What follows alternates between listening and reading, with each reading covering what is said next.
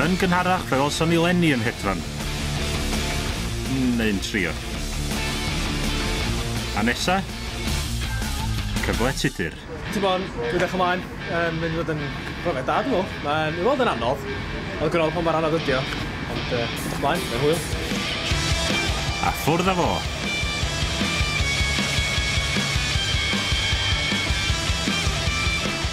Ac mae hedfan i weld yn dod yn hawdd i Tudur. Ella ddim. Ond mae yn ôl yn yr awyr mewn dim.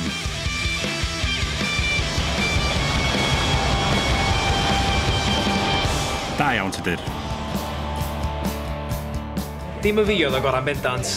Oedd Leni'n uchal, felly gan oedd hi'n uchal ag aros yn ei hunfan heb help hyrfi am yr amser hynna, dwi'n meddwl hi oedd o gorau a hi nath ennill.